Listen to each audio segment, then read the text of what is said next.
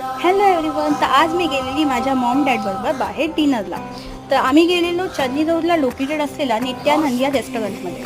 नित्यानंद हे फार जुनं रेस्टॉरंट असून आत्ता ते रिनोव्हेट केलं. इकडचा एम्बियन्स A1 आहे. तसंच रेस्टॉरंट प्युअर व्हेज आहे. इथलं फूड टेस्ट करण्यासाठी माझ्यापेक्षा माझे मॉम डॅड जास्त एक्सायटेड होते. स्टार्टरसाठी मी ऑर्डर केलं chilli cheese toast. This was really good. Main कोर्ससाठी आम्ही ऑर्डर केलं व्हेज कोल्हापुरी आणि बटर कुलचा.